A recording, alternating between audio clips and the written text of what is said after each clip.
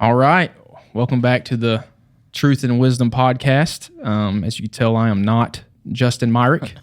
Or he's otherwise known as Truth. He's Truth and you're We're Wisdom. trying to defeat that rumor. We're not Truth and Wisdom, but Just giving. anyway. We're good at giving really good opinions, I guess.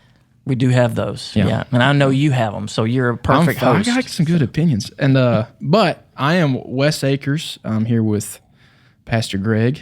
Now, I will say, when I was in college, Justin Myrick discipled me. And so there's a little bit of Justin Myrick still into me, I guess. So he's not like he's completely not here. So Yeah, we'll give him that. That technically means you got a little Mark Powell Freeman as well, because Mark discipled Justin and Justin discipled you. And whoever Mark discipled, they have permanent indentations of Powell Freeman personality. Trust me. Okay. So All right. Fair enough. Fair enough. it's a good tree, so Yeah. it's all right. Hey, fair enough. All right. But today, before we get into the question, I kind of want to put a little preface on what's going on. So about a month ago is whenever Justin came to me and asked if I wanted to, sit in his seat for today, because he is at the beach with his family enjoying a vacation. Having a good time. Oh, yeah. And so over that month period, I've had... I just felt like Dusty Slay, by the way. We're having a good time. Right. Yeah, all right. Yeah. Go ahead. I'll get back folks here. But I'm just trying to make this hard on you for your that's first awesome. time. So Hey. But while I had that month time to think about what to talk about, I prayed about it, thought about it some more. What are we going to do? What are we going to talk about? And the more I've landed on this question, and I have another question later if we have time to discuss it. But the question is, Pastor, what type of men does our church need? Okay, and I want to preface that with two things. One, there is a million podcasts, books, sermons, lectures about biblical masculinity. Some of them are outstanding. Some of them are kind of cringy, but nonetheless, that's good. Okay, but I'm not talking about just the broad scope of it. I'm talking about you as the pastor of this church. What type of men does this church need? And then secondly, there is a lot of very godly women in our church. And I don't want to discredit that. I don't want to seem like we're ignoring that. I don't think it'd be wise for two men to sit here and talk about I don't feel qualified for that. No. So. But I also want to give credit where credit's due in the fact that they're, from young and to old, tons of godly women in our church. And so, but with that being said, boss, what you got to say on that question? Well, it's like all the questions we've had. It is a great question, and I have a hard time thinking of an answer to that really pertains first and foremost to our church, because I think you're already getting past the most important steps in that. I think the kind of men that we need as a church are really just the kind of men that society, culture, everybody needs. And first and foremost, you need men that have a personal relationship with the Lord that is active, that is growing, that is the centerpiece of their life. Because what I know is, as a church, you find me a guy like that, he'll be very valuable to us as a body of Christ. I mean, he'll contribute, he'll give, he'll lead, he'll serve. He'll do all the things biblically you would want a man to do.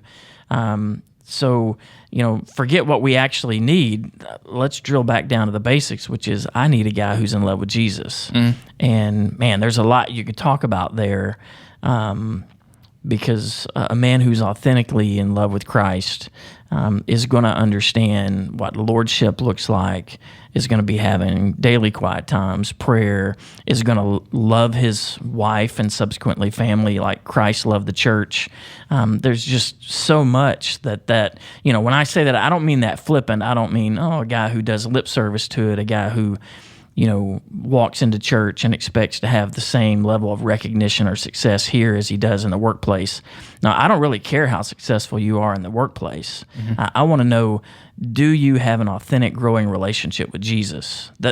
That's the kind of man that we need at our church, and I would argue any church needs. Now, churches may want something else, but they're not valuing what God values, in my opinion. And so, again, I can expound a lot, but does that kind of lay a foundation for what you're thinking? That does lay a very good foundation. And one thing that you said there you said, I don't care how successful you are in the marketplace or in business or whatever. It's more, are you totally in love with the Lord Jesus?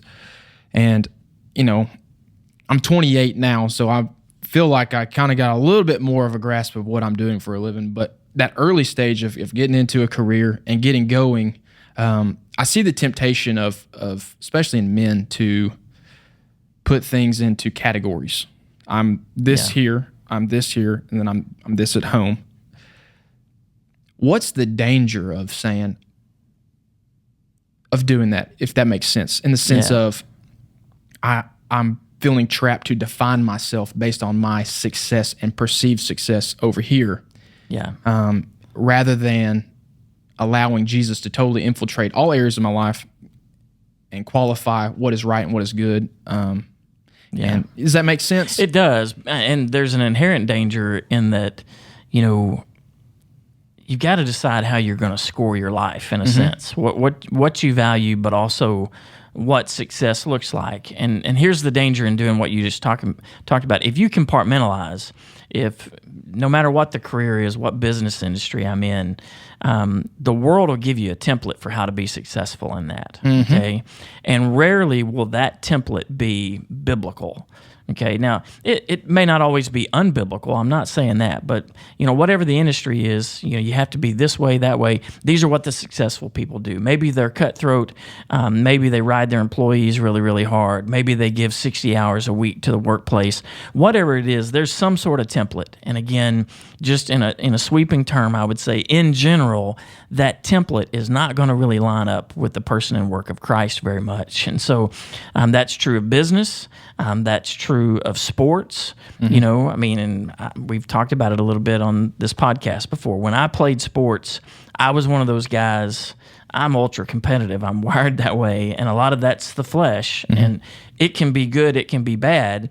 But, I played best after someone took a cheap shot or hit me in the head. And then I was a different guy, I'm into that, yeah. But I was also in the flesh in that moment. I wasn't representing Jesus. I mean, my goal was to to win, leave some wreckage and win, and I didn't care what it looked like. And so, again, the lost world will tell you how to be successful on the sports field or whatever, even hunting, fishing, whatever it may be. There's a template. And my point is that template may in some ways loosely align with biblical values, but it's not the template that Jesus would give anybody in that field or in that pursuit. And so men have to learn that Jesus is right when he tells them how to be a banker, how to be a realtor, how to be an accountant, how to be a pastor, how to be a father, how to be a hunter, how to be whatever. Whatever Jesus is directing you to be and to do has to be number one. And that's why, I know we've had people in the past maybe that were influential in our community. They would come in, they would be in our church for a little bit, and because they were really important people, they expected us to cater to them and treat them as important and give them authority real quickly. And, I think of passage in James that if you're treating somebody because he's wealthy or he's powerful different than anybody else, that's ungodly behavior in the church. Honestly, I don't think we treat people differently, and we shouldn't, because again, I don't care how successful they are. I want to know, do they love Jesus? Are they authentically pursuing Christ? And so, most of those people will come, their back doesn't get scratched, and then they go. And honestly, I'm not disappointed. I mean, it might be different if we were in a place where nobody has access to the gospel, but they can go to another church. If they haven't heard about Jesus, they should have heard about him while they were here. They can go somewhere else. They have access to the gospel. We're not building a church on worldly successful people. We're building a church on people that authentically love Jesus. That's what I'm looking for. Yeah. And so, kind of build on what has been said, and then kind of also to go back to what I was talking about with categorizing the temptation for men to categorize things in life. What I find difficult in my life, and what I see in some of my buddies' life, kind of in the same stage, is some of the categories I am really good at. I can find some success in this category here, and then this category over here, I'm not that good at And what's going to happen is I'm going to give a lot of attention to the things that I'm very good at. Yeah. And the things that I'm not as good at, it's not that I won't give attention to it because I have to give attention to it, but I'm not going to really go that next whatever. And those things can find themselves in, I'm not good at specific chores and helping my wife around the house. And so I'm going to try to hustle away around those things. Or even I am really good and I really want to prioritize time with my family, and that's going to cause me to struggle at work. Like there's this good and bad in both of those things. And so like if I'm a man and I'm struggling with these things, and either my wife's brought it up to me that I'm struggling in this area, or whatever the case may be, what is something that you would say to a man struggling with that? Yeah. Well, I think it comes back to that relationship with Christ, because to me, the template for manhood, I read a book a long time ago, Tender Warrior by Stu Weber. I'm not sure if you're familiar with that one or not. He's an old, you told me to read it before I was a kid. Yeah, old Navy SEAL guy, and some great principles in that. But the picture he painted, and I think rightly so, is, again, that a real man loves his wife, loves his family, loves his church, just like Christ loved the bride of Christ, which is sacrificial love, which is, in a sense, giving and not seeking to take. And, I think when I was a young man, I loved the idea of marriage. I loved the idea of family, but I had all these things that I expected it to give to me. There were things expectations of what I would get out of it. And, I think that model of Christ as Savior, but in a sense as the head, even over men, is that we don't look in terms of what we get. We look in how we're going to serve, and in terms of what we're going to give. And so, I don't really care what you're good at and what you're not good at. Being a godly husband shakes out this way: if your wife has a need, emotionally, physically, helping clean the carpet, whatever, if she has a need, and in a sense, I'll say legitimate need, you could marry poorly and then you might have a crazy lady telling you, gosh, that's a whole nother podcast probably. Yep. But you marry a godly young lady and she has very legitimate needs that her husband is supposed to fulfill. Mm-hmm. And I would say a godly man's job is to fulfill those needs, whether you're good at it or not. And it's a funny thing. I think this is one of the reasons why marriage is such a discipleship tool. Most of the time, especially when you're young, I think your wife's needs tend to be things you're not very good at, and we often think the emotional side of it. They need encouragement, and they need support, and they need, we can explore all that. A guy wants to fix a problem. Sometimes a lady just wants to talk about a problem, just hang out, and hang out and have that relationship. Well, so many times what they need is actually not something we're really good at. And I think, Father's up in heaven thinking, this is how I designed this thing to work, is she's going to bring you along and make you more like you're supposed to be. And you're slowly conforming to the image of Christ because your wife is asking for these undeveloped parts of your personality and your capabilities to be sharpened and trained and developed. And, I think when I was young, I didn't know to cooperate with it, that the older I get and the more I mentor other couples now, I'm like, no, that's the good stuff, and if you'll cooperate, if you'll lean into it, you'll become more like Jesus. And subsequently, you'll win at home. Mm-hmm. Because when you press into those needs and you try to meet what your wife wants, whether you're good at it or not, she sees that effort. And again, you marry wisely, you marry well. All a lady needs is to know that her husband is trying, Mm-hmm. I mean, it's when you're not trying, when you use the excuse, well, I'm not good at that, you do that. Well, you want to get frigid in your home real quick, you whip that response out and see how that goes, Yes. And again, if we're being successful, the successful model is, well, I'll do what I do well, you do what you do well. Mm-hmm. That may be success to the world's perspective, but that's not actually the way you win at marriage. Mm-hmm. You might ought to try to learn some of those things she really wants you to do that you don't do well. Mm-hmm. That's how I think That's what I believe a godly man does. And that's why, again, you extrapolate that. Your first question was, what does a church need? You find me a guy like that who will listen to his wife, respond to her needs, learn to do things that maybe they don't have a natural inclination to, a propensity to, are not comfortable with, but they'll do it because they love her and they want to serve her like Christ, served us. You find me a guy like that, I have no nervousness whatsoever turning him loose in a place, like our church, because what they're not good at, if it's necessary, they'll figure out a way to do it, and they'll do it with a smile on their face, because in a sense, we serve the church like we serve the bride.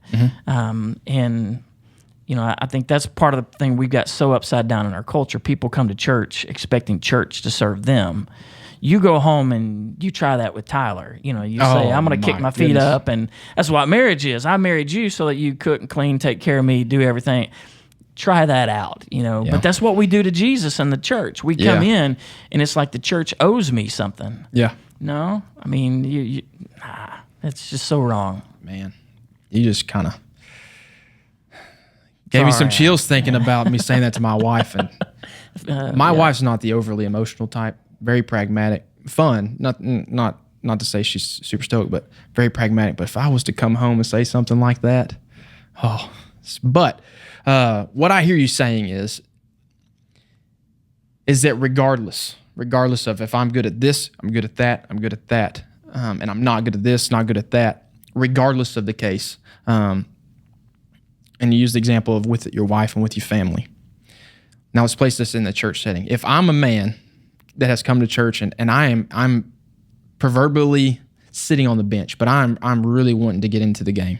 I'm really wanting to get in the game, but I genuinely don't know where to start. I don't know who to ask. I don't know where to go. I don't know more than I know we have worship service and we have life groups. What would you tell a young man or any man of any age? Man, I'm ready to get off the bench, Pastor. Where do I start? Yeah. Well, I think that's the good news. We got lots of staff guys you can talk to, and certainly life groups or whatever, but I don't think it's as complicated as we want to make it, because lots of times when people ask, I want to get off the bench, what they're really saying is, give me an influential, important position, some sort of authority, and let me run with it.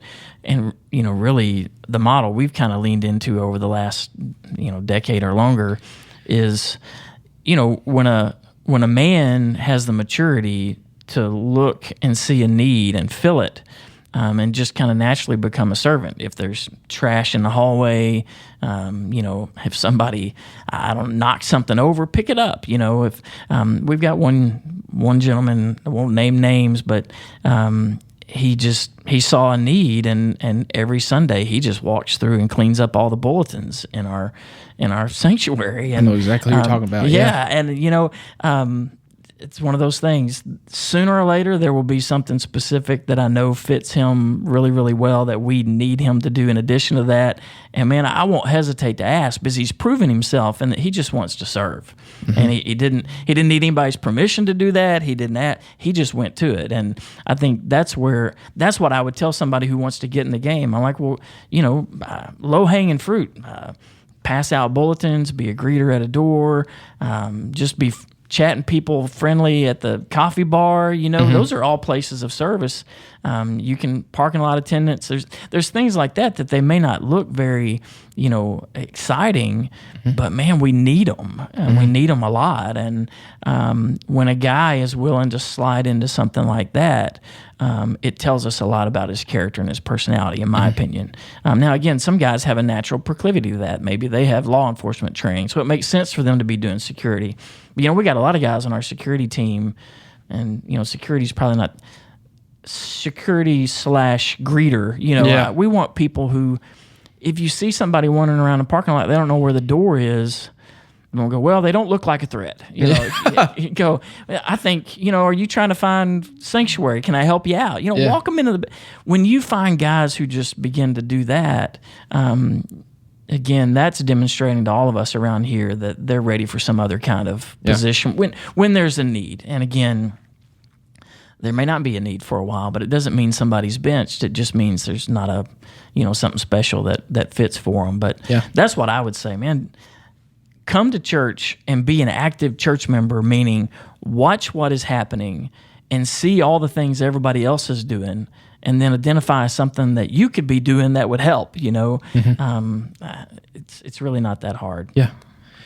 You mentioned something. You said low-hanging fruit, looking for low-hanging fruit.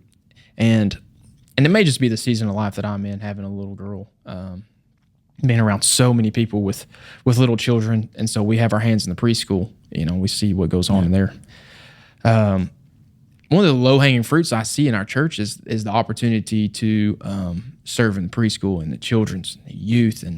And one of my most favorite things about our church is the amount of attention that we give to the student ministries.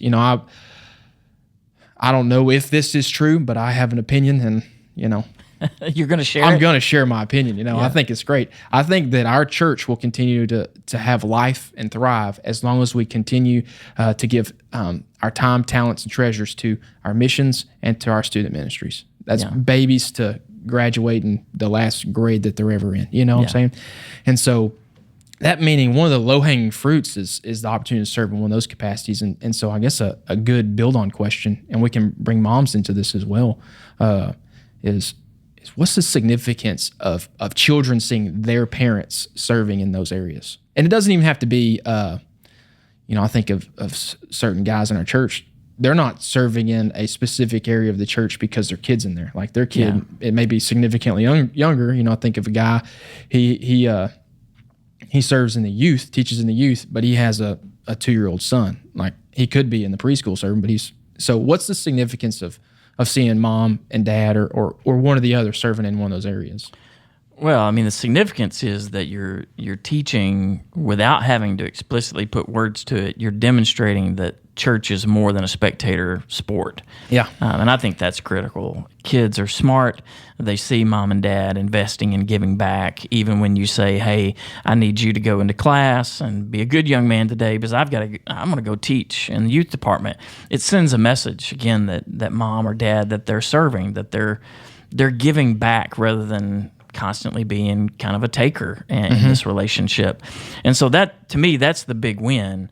But I also think in context of this conversation, we do, as a church, we're only going to advance, I think, missions, evangelism, and we've hung our hat for a long time now on next gen, whether we put it that way or not. But the generations to come, it's been a slogan around here, and I do think that makes us unique in that we dedicate a larger piece of the pie and our resources, manpower, money, everything else, to intentionally reaching the next generation for Christ. And it's biblical. It's all through the Old Testament about generations to come and about leaving a legacy. And I do think God blesses our church because we focus there. But I would flip that as a part of this conversation.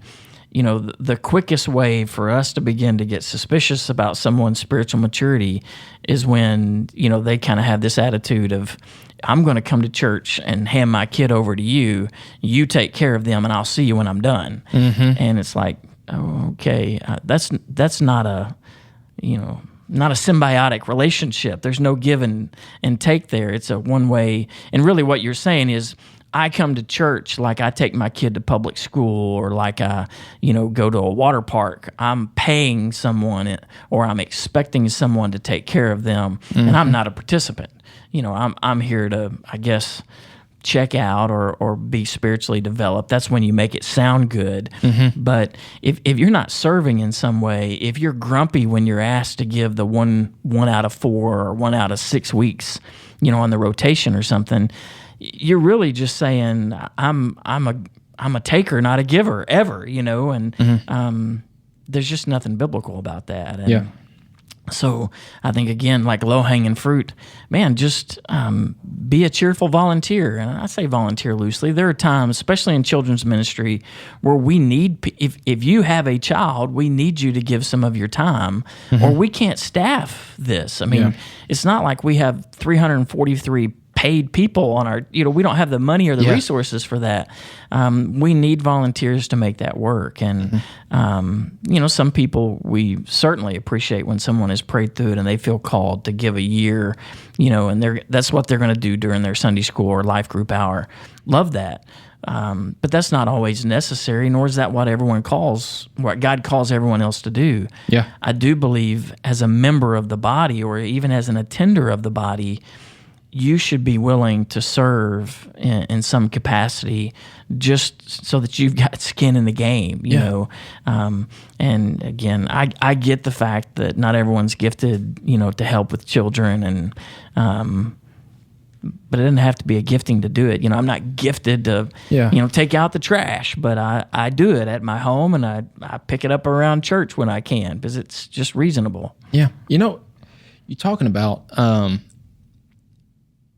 almost having this consumer mentality, I guess, with church. And I'm sure there's the same amount of conversations and lectures and podcasts and whatever about that topic as there is biblical manhood that we, talked about there at the beginning. But, as you were saying these things, the more I got to think, literally everything in my life is I pay for a service and I expect it in return. For example, like I pay someone to change the oil in my truck and rotate my tires, and I'll pick it up in 30 minutes, Or I pay, like this morning, I don't know if certain people are going to judge me for this, but I go to Walmart, I call the number, and they bring the groceries out to me. You know what I'm saying? Yeah. But so I could see where it is incredibly tempting to say, well, I'm a member of this church. I give whatever. I expect this. Why is this different? Why is the church different than any other thing in society, if that makes sense? With everything else in society, I expect to pay and to get something in return. What makes the church different than that? Because Christ died for the church, because we're only here and united, really, and don't take this too far, but in a sense, we're here because we have an obligation of the one who died for us to be a part of this body. Mm-hmm. We're not here to get something.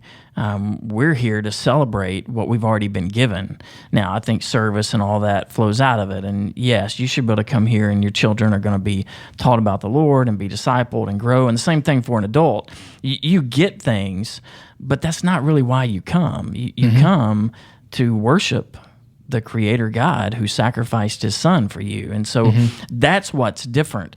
And maybe in a sense that it would be like some sort of charitable activity you do elsewhere in your life. But the church is one big charitable organization that exists for the glory of Christ. And so the minute you put that kind of consumer mentality onto it, you've just done something. I don't want to, again, I can put some really bad labels on it. I'm not trying to be theologically, angry here, but that's a pretty profaning thing to do, is to walk into Christ's church, which is a collection of the redeemed, and yet people who still struggle with sin, and we have our issues.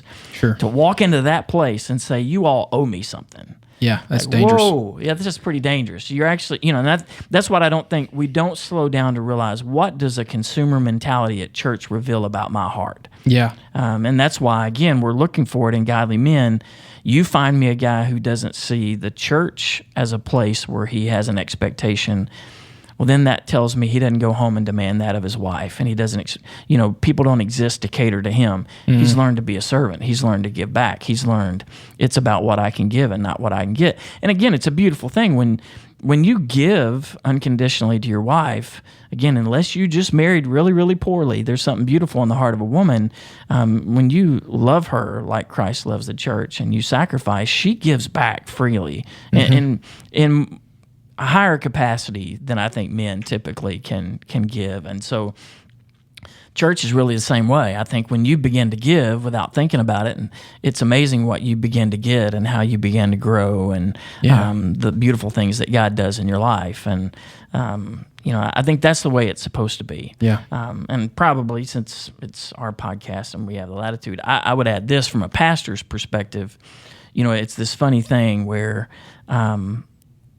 I think lots of times people in a church want to think, well, because they technically pay our salaries, they can tell us what to do. And that's where I'm like, yeah, technically my salary is paid by people's charitable gifts to this church, but Jesus is my boss. I have one real boss. That's true. And that's one of the reasons why I hope as a staff, I don't try to run the show because it's not my show to run. I'm middle management. Jesus is in charge, but when someone plays that card, literally a long time ago, we had someone.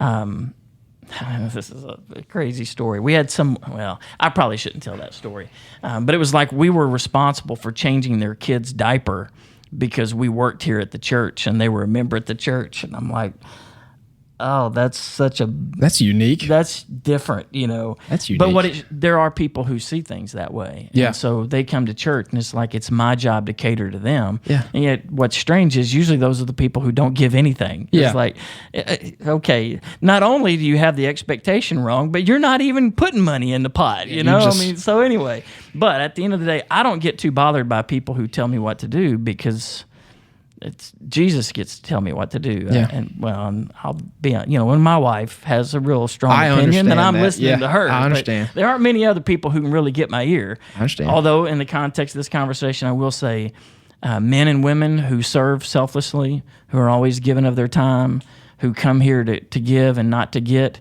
man, when they have an interaction with me and they're like, hey, have you thought about this or could you do this? I'm listening to them because I know their motivation's right. Yeah.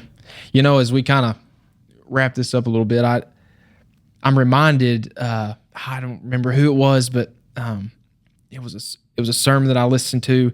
It might have been the pastor of the church I grew up in, Brother Tom Williams. I doubt he's listening to this, but if he is, what's up, man? Shout out to Tom. Yep. But it was over 1 Corinthians about how everyone in the church individually is a part of the body. Yeah. And he talked about how each one is equally significant. And then he made this point of, I guarantee none of you right now can really feel your pinky toes. But until you break one of them, and when you do break one, you'll know it exists. And he was going down the lines of how no matter who you are, how good you are, how gifted you are, it does not matter. Each one is equally as significant to the body as the other. Yeah. And I can tell you right now, I currently have a broken pinky toe. And it is very important to my body. Yeah. So with that being said, just kind of as we kind of a walk away point to remember, what I hear you saying is that every member of the church, regardless of what happens outside of, the church, I guess on Sundays, whatever you'd say, has the opportunity to be as equally significant as the other. If they, and correct me if I'm wrong, if they're really, truly willing to submit themselves completely to Christ. Yeah, I would go further. They don't even, it's not just they have the opportunity, but they are just, okay. And there's a worldly mindset. We think, well, the guy who preaches on Sunday is more important than the guy who passes the offering or works out in the parking lot or, no, that's, the body is a fully orbed, it's a single entity. Mm-hmm. And when people do what God has called them to or gifted them to, or just happens to be whatever needs to be done that Sunday, I believe that person's expression of their love for the Lord is just as important as the person who's teaching or leading worship. Or I don't think, God doesn't make distinctions in that way. I don't think I have some greater reward in heaven because I preach on Sundays. In fact, I would flip it. I believe the standards are higher, and I believe I could incur greater judgment. In fact, the Bible backs me up on that. Mm-hmm. So there's a somber level to having more responsibility. I think the standards of judgment are stricter.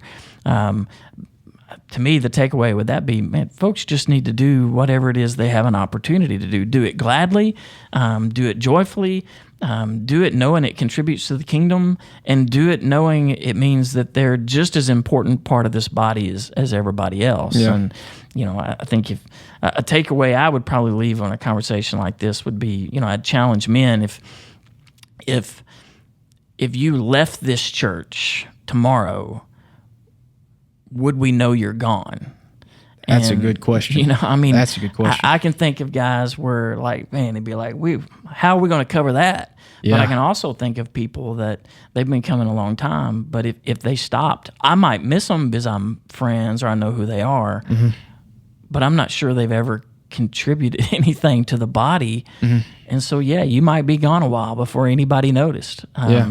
That's not healthy, so I love that question. Just, and I would, same thing when you think about being a husband, too often the kind of manhood that our culture has embraced, not only your wife would love an opportunity to figure out what she misses when you're gone, because when you're there, you're causing a mess, you're angry, you're belligerent, when a husband's going the wrong way, let's be honest, a wife would love to get rid of him sometimes, and you won't be missed when you're gone, and that's a sad summary of somebody's marriage, but it's often true. And of course, that's what you would say about a man he's not a biblical man. He's not pursuing Christ. He's needy in that relationship. He's demanding. He may be what the world thinks a man is, but he's not loving his wife like the church is intended to, to love the Savior. So, well, boss, I think I'm gonna steal that question. I'm gonna ask that on other occasions when I get the opportunity. But anyways, I hope I filled the seat. You did a great job. Good enough. For Justin, I hope that he can watch this and say he's proud, maybe get a thumbs up. But anyways, anything else? Hey, it sounds good to me. I'm done. All right, let's rock and roll. Yes, sir. Thank you.